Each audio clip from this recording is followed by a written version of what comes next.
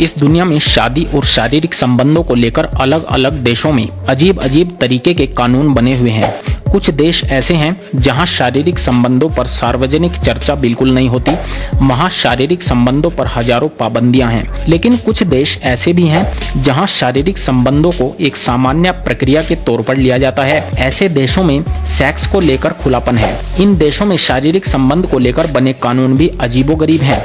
कहीं पर सुहागरात के दौरान दुल्हन की मां को कमरे में रहने की परंपरा है, तो कहीं पर हस्त मैथुन के लिए मृत्युदंड तक का प्रावधान है, और कहीं पर कुंवारी लड़कियों का कौमार्य भंग करने के लिए यानी कि उनकी सील तोड़ने के लिए सरकार वहां के युवाओं को सरकारी नौकरियां प्रदान करती है। तो दोस्तों वीडियो में अंत तक बने रहिएगा, क्योंकि आज हम आपको दुनिया के 5 सबसे खतरनाक और बेहद शर्मनाक देशों के कुछ ऐसे गंदे रिवाजों के बारे में बताएंगे जिनके बारे में जानकर आप भी शर्म से पानी पानी हो जाओगे। तो चलिए दोस्तों शुरू करते हैं।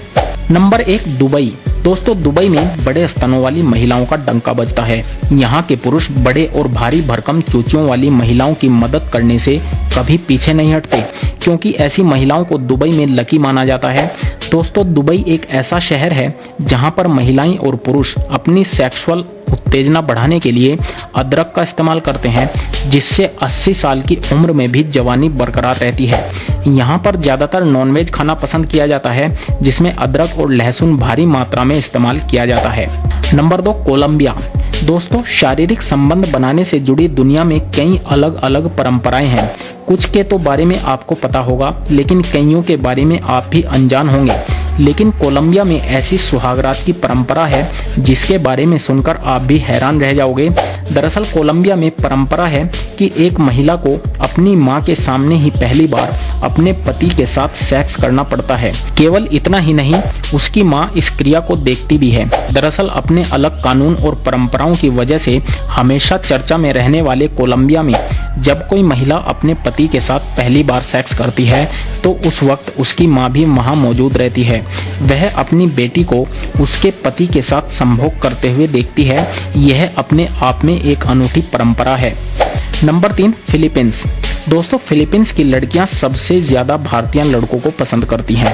उनका मानना है कि वो सारी जिंदगी एक ही लड़की के साथ बिता देते हैं। फिलीपींस की सुंदर महिलाएं और लड़कियां हमेशा भारतीय मर्द के साथ शारीरिक संबंध बनाने पर उतारू रहती हैं।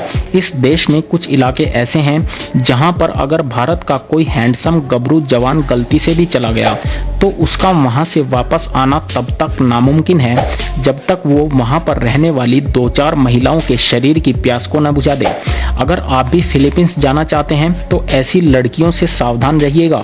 हाँ, अगर आप यहाँ की लड़की से शादी करना चाहते हैं फिर तो आपकी बल्ले बल्ले हो जाएगी, क्योंकि यहाँ की लड़कियाँ काफी ज्यादा अमीर होती हैं और अगर उन्हें पति के रूप में भारतीय मर्द मिल जाए तो वो उस पर अपनी पूरी दौलत न्योछावर कर देती हैं। Number 4, Indonesia. दरअसल इंडोनेशिया के बाली द्वीप में हर साल पोन नाम का त्योहार मनाया जाता है। त्योहार वर्षों से चला आ रहा है और बाली द्वीप के सभी परिवार इसमें हिस्सा लेते हैं। और इस त्योहार की खास बात यह है कि इस त्योहार के दौरान महिलाएं अनजान शख्स के साथ शारीरिक संबंध बनाती हैं। दोस्तों वर्षों से चली आ रही परंपरा के अनुसार इस त्योहार के दौरान अगर कोई भी महिला किसी भी अनजान पुरुष के साथ शारीरिक संबंध बना लेती है तो उन दोनों की मनचाही मुरादें पूरी हो जाती हैं। इसके अलावा परिवार में खुशहाली का माहौल रहता है और परिवार के साथ निजी जीवन में भी खुशियां बनी रहती हैं। आपको जानकर और भी आश्चर्य होगा कि ये त्योहार वर्ष में एक बार नहीं, 2 बार नहीं, बल्कि पूरे 7 बार मनाया जाता है। इस परंपरा और रिवाज के अनुसार हर महिला को एक नया अजनबी साथी खोजना होता है और उसके साथ संबंध बनाने पड़ते हैं। एक खास बात और है कि अगर कोई भी महिला अपने पुराने साथी के साथ संबंध बनाती है तो उनकी मुरादें पूरी नहीं होती। इस त्योहार को मनाने के पीछे भी एक प्रचलित कहानी है। दरअसल इंडोनेशिया के एक युवा राजा का अपनी सौतेली मां के साथ अफेयर था।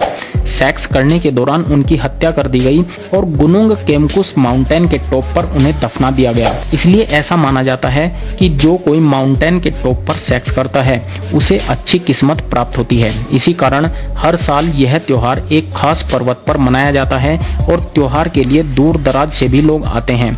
और पर्वत पर पहुंचकर एक दूसरे को आकर्षित करते हैं और फिर वहीं पर शारीरिक संबंध बनाते हैं। साल में 7 बार आयोजित होने वाले इस त्योहार में महिला हर बार एक नए पार्टनर के साथ संबंध बनाती है। इस त्योहार के नियमों के मुताबिक जो भी पुरुष महिला के साथ संबंध बनाता है उसे उस महिला को $10 देने होते हैं। लेकिन यहाँ के लोगों के लिए सबसे बड़ी चुनौती वेश्यावृत्ति बन गई है। यहाँ बड़ी संख्या में वेश्याएं भी पहुँचती हैं। कई बार तो लोग यौन रोगों की चपेट में भी आ जाते हैं। हालांकि लोग इस त्योहार के फायदे ज्यादा देखते हैं। यौन संबंध बनाने से लोगों ने अपनी जिंदगी में कई चमत्कार देखे हैं। यही वजह है कि इंडोनेशिया में ये त्योहार अब भी जोश और जुनून के साथ मनाया जाता है।